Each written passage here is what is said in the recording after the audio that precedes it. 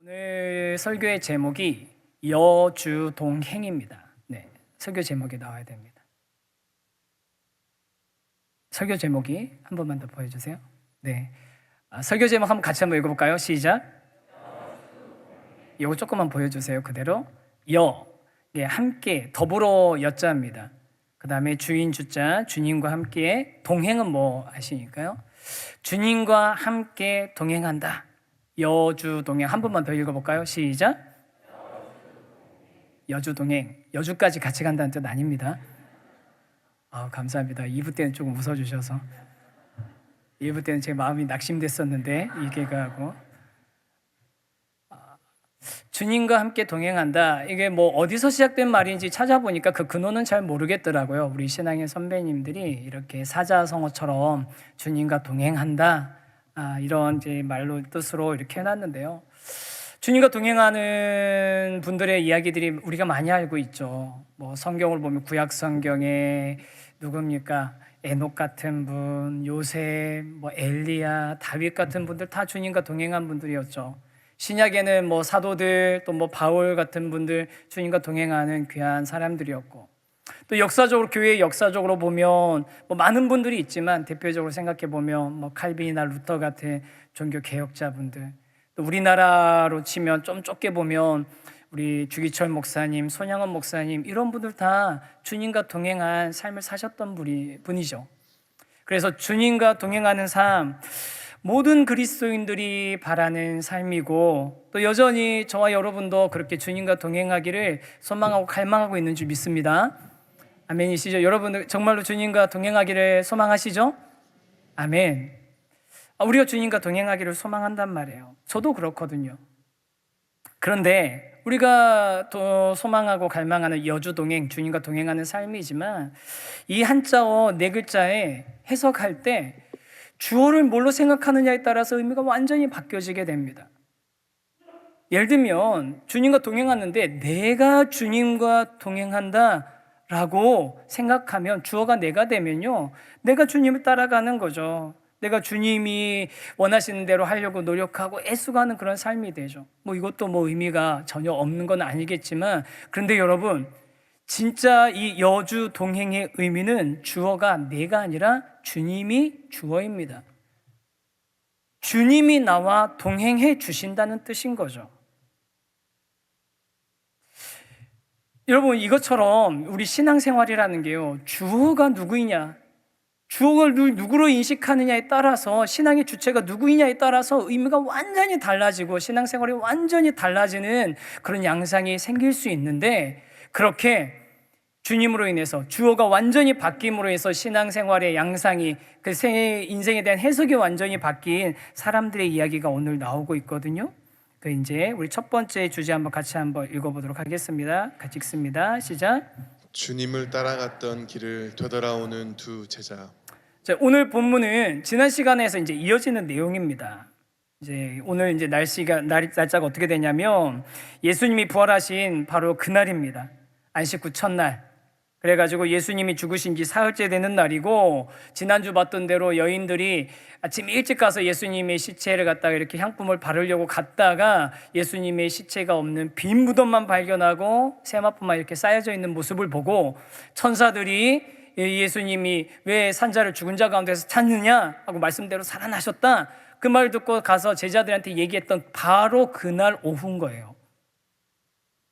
그리고 이 앞에니까, 그러니까 이 여인들이 가서 예수님의 빈 무덤을 발견하고 제자들에게 가고, 나중에 제자들이 모여 있는데 예수님이 나타나셔서 예수님을 만나는 그 두 가지 사건이 연결되고 있는데, 이게 누가복음에 가끔 제가 샌드위치처럼 된 구조가 있다고 했었잖아요. 그 가운데 이 사건은 햄처럼 싹 들어가 있는 그런 내용인 겁니다. 그래서 이제 이 두 사람이 엠마오로 가게 되는데, 엠마오가 여기 오늘 우리 성경으로 보면은 예루살렘으로부터 25리라고 되어 있는데, 그 당시 이제 원어로 보면 60 스타디온이라고 되어 있더라고요. 그리고 이것도 현대식으로 계산하면 몇 킬로미터냐면 11킬로미터입니다. 약 11킬로미터. 어디쯤 될 것 같으세요? 여기서부터 출발하면 가락시장 아시죠? 제가 네이버 지도에서 딱 찍어보니까 가락몰까지가 여기서부터 11km 되더라고요. 그래서 걸어서 가면 3시간 정도 걸리는 거리입니다. 자전거로 조금 이제 땀날 듯 하게 타면은 30분 안에도 갈 수 있죠. 그러니까 걸어서 가면 충분히 갈 수 있을 정도의 거리가 예루살렘에서 엠마오까지의 거리인 거예요. 그래서 이 두 제자가 엠마오를 향해서 예루살렘에서 가는 거예요. 근데 왜 제자라고 불렀냐? 여러분, 그리스도인이라는 단어가 아직은 통용되지 않던 시절인 겁니다. 예수님 따르던 사람들은 다 제자인 거예요. 그러니까 이 두 제자가 예수님 따르던 사람들이 예루살렘에서 이제 이 엠마오로 가게 되는 거거든요.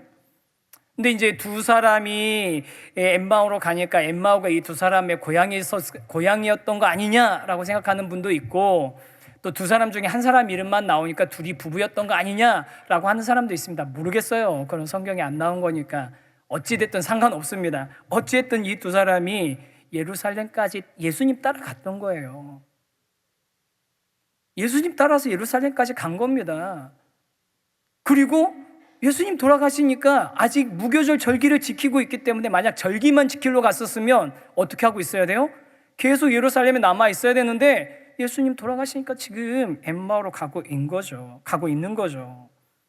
예수님 따라갔던 그 길을 되돌아서 지금 내려오고 있는 겁니다. 그러면서 그동안에 예수님 자신들이 따르면서 있었던 일들, 또 예수님 예루살렘에서 십자가에서 돌아가신 그런 일들을 서로 나누게 된 거겠죠. 이 두 사람이 실망한 상태로 내려오고 있는데, 여러분, 왜 이 두 사람이 실망했겠습니까? 이 두 사람들은 예수님이 자신들이 기대했던 메시아가 아니었기 때문에 실망한 겁니다. 예수님을 따랐던 많은 다른 이들과 같이 이 두 제자들도 예수님이 이스라엘을 속량해 주실 분으로 생각했습니다. 속량이라는 게 구원이거든요. 근데 이 구원이 죄에서부터 구원이 아니라 무슨 구원이냐면 로마로부터 구원해 주실 그런 메시아로 생각했던 겁니다. 기적도 많이 베푸시고 놀라운 말씀도 가르치시긴 했지만 어쨌든 그분이 로마로부터 우리를 좀 속량해 주실 분이시지 않을까 하는 기대를 가지고 따라갔었는데, 예루살렘까지 따라갔는데 결국 어떻게 됐습니까? 대제사장 무리들한테 모함 받아가지고 재판받아서 순식간에 십자가에 나무에 달려서 저주받은 상태로 돌아가신 것을 직접 봐버린 거예요. 자신의 기대와는 완전히 이 자신들이 기대했던 게 다 일장춘몽처럼 다 사라져버린 것 같습니다. 그래서 이 사람들이 예루살렘에서 엠마오로 가고 있는데, 이 사람들의 마음의 상태를 표현하고 있는 구절이 있습니다. 17절입니다. 같이 한번 읽어보겠습니다. 시작. 예수께서 이르시되 너희가 길 가면서 서로 주고받고 하는 이야기가 무엇이냐 하시니 두 사람이 슬픈 빛을 띠고 머물러 서더라. 두 사람이 슬픈 빛을 띠고 머물러 섰더라. 슬픈 빛이 뭐냐면 우울한이란 뜻이에요. 우울한. 원어로 보니까 우울하게, 실망해서 우울하게 그렇게 그 예수님을 거는 예수님을 바라보고 있는 겁니다.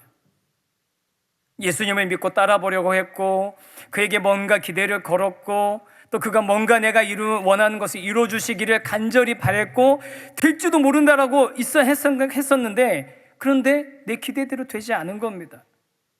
그래서 우울한 마음으로 슬픈 기색을 띠고 예루살렘을 등지고 내려가는 거죠. 낙심에 빠져버린 겁니다. 여러분, 이 두 제자의 모습이 가끔씩 우리에게서 발견되는 저와 여러분의 모습하고 비슷하지 않습니까?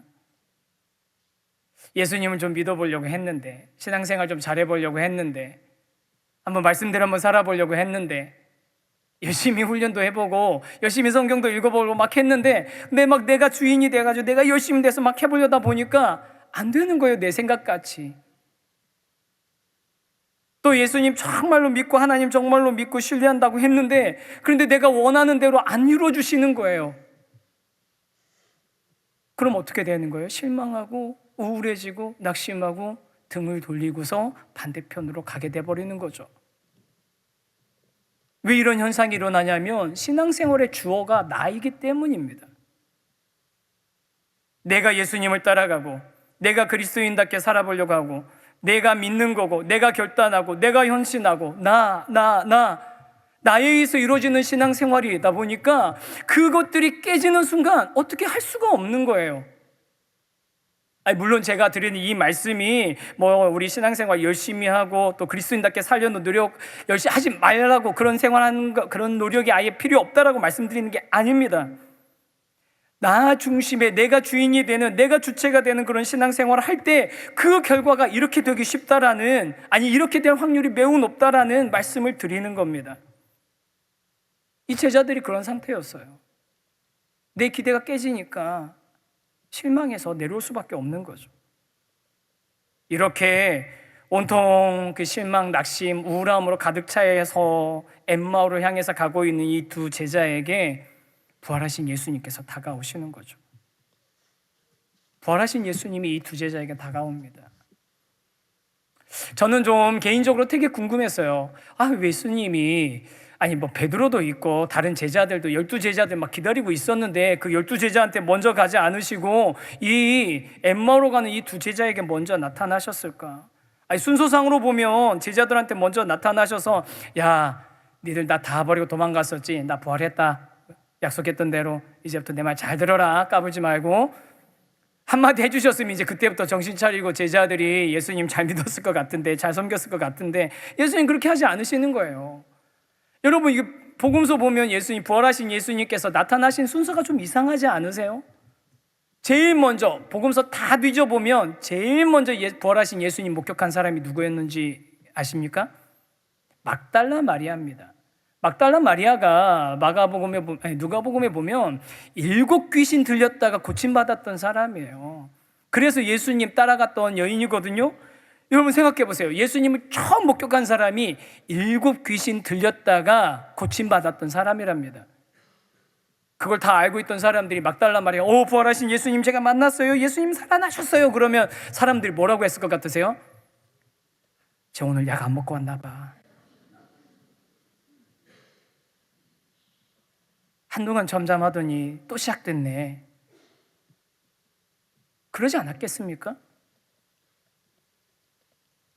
예수님이 이상한 순서로, 뭔가 아무리 봐도 잘못된 순서로 나타나고 계시는 것 같아요. 이 엠마오로 가는 이 두 제자도 이름이, 한 명은 글로바라고 이름이 나와 있지만 성경 다 뒤져봐도 다시는 등장하지 않는 인물이거든요. 예수님 목사님 뭘 몰라서 그러는데 요한복음에 한 번 더 나옵니다. 글로바의 어머니라고 나오는데 아니에요. 원어 자체가 달라요. 우리말로는 똑같이 글로바인데 다른 사람이래요. 학자들 다 다른 사람이라고 하더라고요. 한 사람 이름 나오고 뭐 이름 알려지지도 않은, 그러니까 성경에 딱 한 번 나오는 이런 인물들, 별로 예수님의 역사에 있어서, 성경의 역사에 있어서 우리가 할 때 우리 수준에서는 그렇게 중요한 역할을 하지 않는 것 같은 이런 인물들한테 왜 먼저 나타나시냐는 거예요. 중요한 인물들한테 먼저 나타나시면 되지. 그런데 여러분, 예수님은요 태어나실 때부터 돌아가시고 부활하실 때까지 언제나 항상 이런 모습이셨어요. 항상 이런 원리셨습니다. 어떤 원리셨습니까? 예수님 태어날 때 왕궁에서 태어나거나 귀족의 집에서 태어나지 않고 마구간에서 태어나셨죠. 예수님의 탄생 소식을 들은 사람들은 유명한 학자들이 아니라 들에서 양을 치던 목자들이었죠. 예수님이 늘 가서 만나셨던 사람들, 어떤 사람들입니까? 강하고 지혜롭고 유명한 사람들이 아니라 약하고 변변치 못한 지식 가지고 있고 소외되어 있던 사람들, 다른 사람이 가까이 하려고 하지 않았던 그런 사람들에게 예수님이 늘 먼저 다가가셨잖아요. 저는 부활의 소식도 똑같은 순서로 그렇게 나타나셨던 것 같아요. 부활의 소식도. 그렇게 예수님께서 이 두 제자, 이름도 별로 알려지지 않은 이 두 제자에게 나타나셔서 그들과 함께 해주시거든요. 그게 우리가 두 번째 생각해야 될 주제입니다. 두 번째 주제 같이 한번 읽어보겠습니다. 시작. 두 제자와 함께 걸어주시는 주님. 예수님이 이 두 제자와 함께 걸어주시는 거예요. 예수님이 이제 모른 체 하면서 이 두 제자한테 나타나시지 않습니까? 예수님이 이 사람들 알고 계시는데도 불구하고 그러면서 모른 체 하면서 예수님이 다가가시는데, 이게 뭐라고 해야 되나요? 예수님의 일종의 개그 코드를 좀 봤다고 해야 되나요? 저는 제가 사실은 개그가 좀 잘 못하잖아요. 집에서 학원에 가서 좀 배워와라. 애들도 막 가끔 제발 아재 개그만 좀 하지 말아달라, 그렇게 얘기하는데, 제 개그를 잘 못하는 이유를 제가 잘 생각을 해봤어요. 개그를 하려면, 이제 웃기는 얘기를 하려면 제가 딱 정색을 하고 아무렇지도 않은 듯이 얘기를 해야 되는데, 저는 재밌는 얘기를 하려면 벌써 제 얘기 여기가 먼저 올라가. 내가 재밌는 얘기 한번 해줄게. 그러니까 재미가 없지. 너 혼자만 재밌지. 이런 거예요. 제가 그렇거든요. 근데 예수님은요, 딱 정색하고 가십니다. 마치 남인 것처럼. 예수님 아니신 것처럼. 그러면서 도대체 너네 무슨 얘기하고 있느냐? 무슨 얘기하고 있느냐? 하고 물어보시니까 이 두 사람이 그동안 예루살렘에 있으면서 있었던 이야기 쫙 다 합니다. 제대로 알고 있어요. 그 얘기들 쭉 설명을 해주는 거예요. 그러면 어디까지 알고 있습니까? 바로 전에 있었던 그 여인들이 빈무덤을 받고 천사들이 예수님 살아났다고 하더라. 그 얘기까지 들은 거예요. 여러분, 이 엠마오로 가는 두 제자가 예수님 부활하셨다는 소식을 못 들어서 간 게 아닙니다. 그 소식까지 듣고서도 지금 가고 있는 거예요. 슬픔이 가득 차서 낙심한 상태로. 그러자 이 두 사람을 향해서 예수님께서 이렇게 말씀하시거든요. 25절, 26절입니다. 같이 읽겠습니다. 시작. 이르시되 미련하고 선지자들이 말한 모든 것을 마음에 더디 믿는 자들이여, 그리스도가 이런 고난을 받고 자기의 영광에 들어가야 할 것이 아니냐 하시고. 이것도 또 이상하시죠? 예수님이 모른 척하고 다가가실 수 있죠. 근데 부활하신 예수님 뭐 이렇게 예수님 고난당하시고 죽으셔서 우리 슬퍼요 뭐 그러면서 그것도 몰라요 막 이러면서 얘기했을 때 예수님께서 정신 차려, 나야 나. 서프라이즈, 깜짝 놀랐지? 그러셨으면 훨씬 더 빨리 믿었겠죠.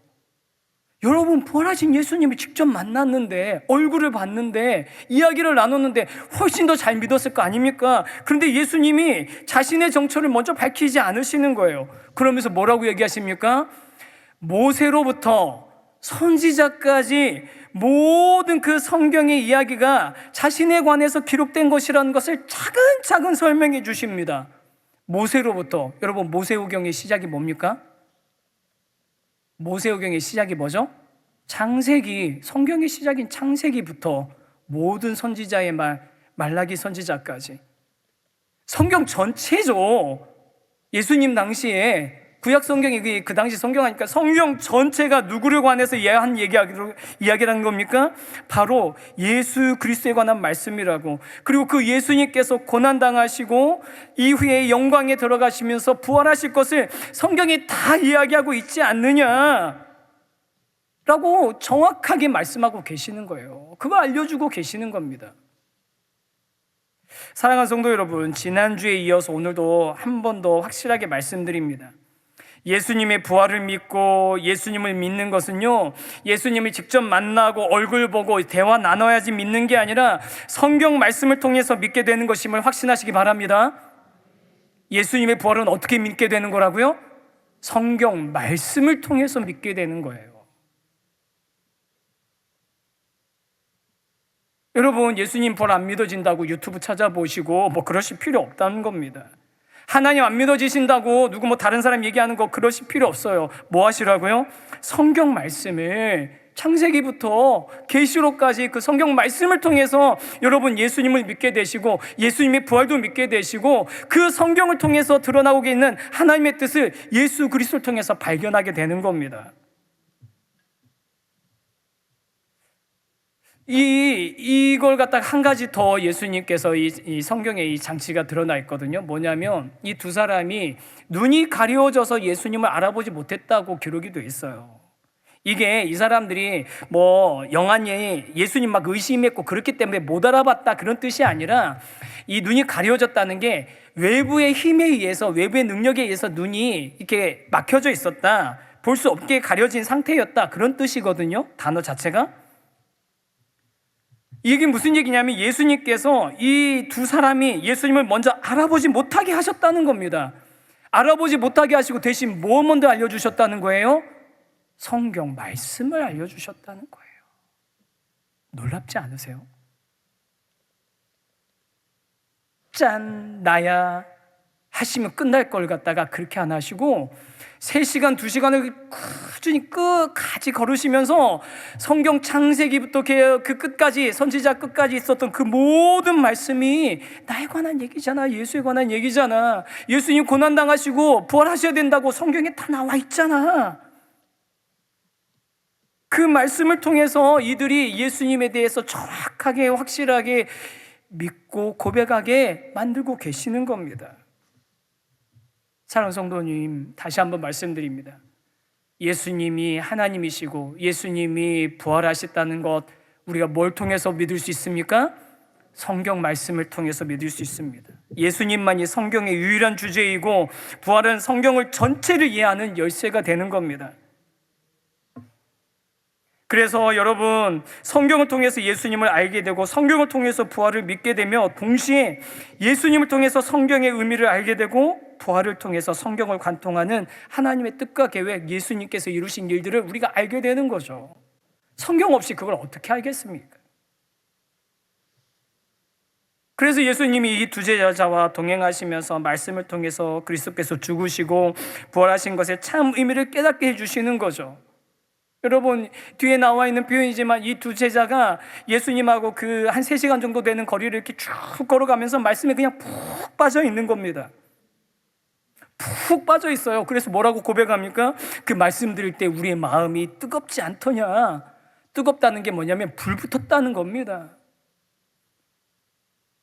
여러분, 신앙생활에 불이 어떻게 붙는 거라고요?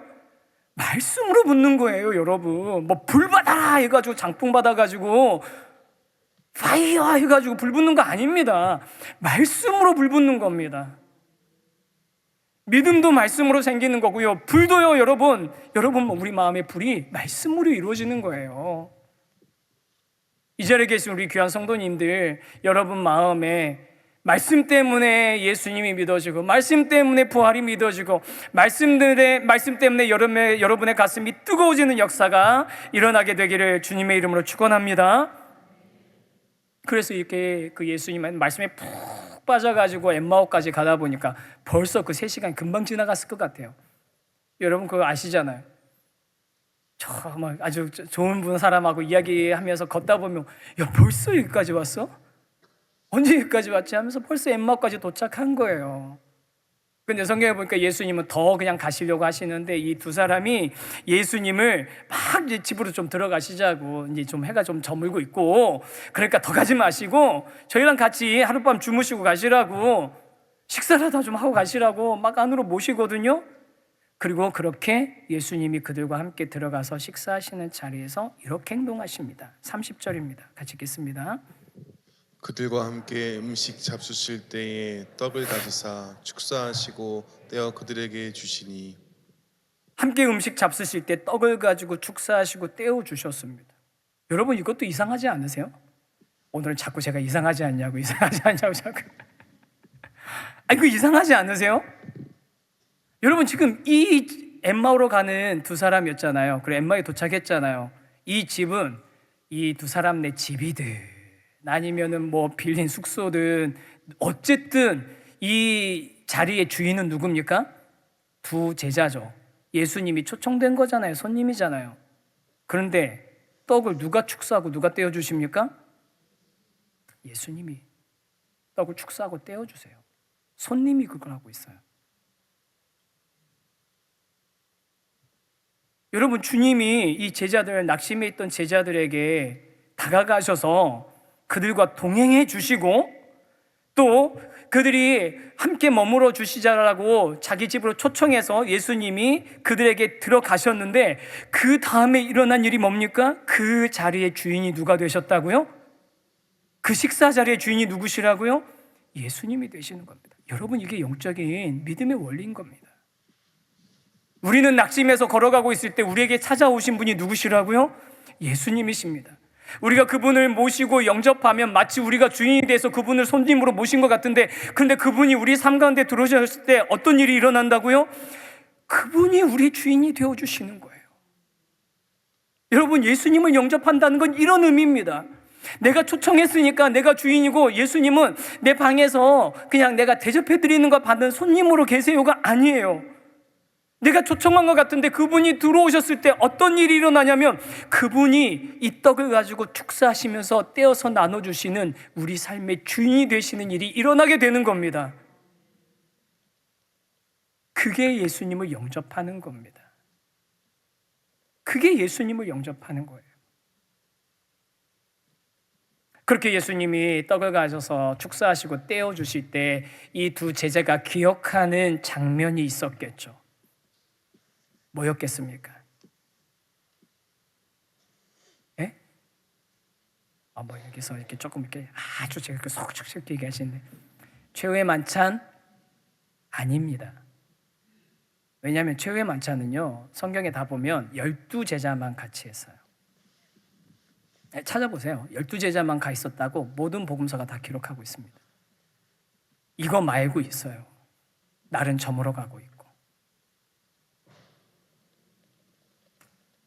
예수님께서 떡을 들어서 축사하시고 떼어서 나눠줬던 시간이 있었습니다.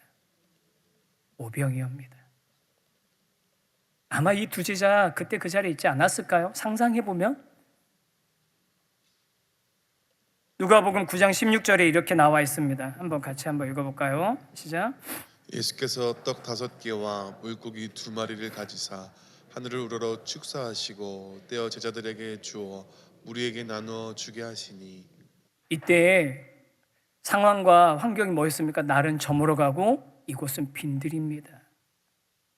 이게 딱 이 두 엠마오 가던 두 제자의 마음의 상태가, 영적인 상태가 이것 아닙니까? 내가 기대하고 바랬던 건 다 꺾여버렸고 내 손에 쥐어진 거 하나도 없고 빈손으로 돌아가는 것 같은 그런 마음으로 터벅터벅 돌아왔는데, 근데 그런 인생에 예수님이 다가와 주신 겁니다. 기대하지도 않았던 예수님이 다가오셔서 우리 인생 가운데 들어오셔서 어떻게 해주십니까? 떡을 떼어서 축사해서 떼어서 나눠주시면서 이 떡을 먹으라고.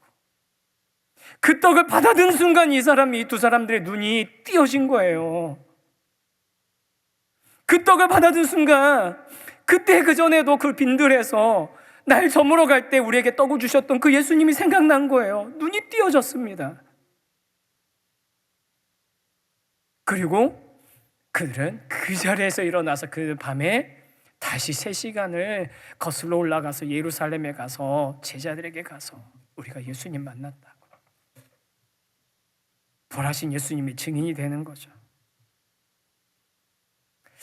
사랑하는 성도 여러분, 저와 여러분의 인생에 예수님께서 이렇게 다가와 주시고 동행해 주시고 저와 여러분의 삶 가운데 들어오셔서 우리 삶의 주인이 되시는 여주 동행의 역사가 일어나게 되기를 주님의 이름으로 간절히 소망합니다. 여주 동행. 여러분, 정말 예수님이 주인이 되셔서 우리 삶 가운데 동행해 주시고, 내 인생이어서 내가 예수님을 초청한 것 같았는데, 그런데 알고 보니까 예수님이 내 안에 들어오셔서 내 삶의 주인 되시는 역사가 저와 여러분 가운데 이미 일어나게 된 줄 믿습니다. 그 역사가 일어난 분들, 아직 그런 우리들이, 여러분 앞으로 어떤 상황, 어떤 일이 있어도 나와 주님께서 동행해 주실 것 우리 확신하며 그 주님과 함께하는 그 시간들 우리 기쁘고 감사하게 보내야 되는 것 아니겠습니까? 우리 성도님들 중에는 벌써 오랜 시간 동안 질병 치료하시느라고 참 어렵고 힘든 그런 상황들 버텨내고 계시는 분들도 계시는데, 여러분의 인생에 우리 주님께서 다가가셔서 여주 동행, 여러분의 주인이 되어주시고 함께 하시는 줄 믿으시기 바랍니다. 경제적으로 힘들고 어려운 상황들 지금 버티고 계신 성도님들, 여러분의 인생 함께 하시는 주님께서 다가오셔서 동행해 주시고 여러분 인생의 주인 되시는 여주 동행의 하나님, 우리 주님이 되시는 줄 믿습니다. 자녀 때문에 힘들고 어려우신 분들, 또 다른 관계 때문에 어려우신 분들, 또 말 못할 다른 문제들 가지고 계신 분들, 우리 인생 우리가 폭풍석을 걷고 있는 것처럼 보이고 비바람이 우리 인생 가운데 다가오는 것 같고 불빛조차 보이지 않는 깊고 긴 터널같이 보이는 그런 인생이어도 주님께서는 여주 동행, 저와 여러분과 함께 걸어주시고 저와 여러분의 삶의 주인이 되실 줄 믿습니다. 그래서 그 주님과 동행하는 삶, 그렇기 때문에 주님을 증거하고 고백하는 삶, 저와 여러분이 함께 걸어갈 수 있게 되기를 간절히 소망합니다.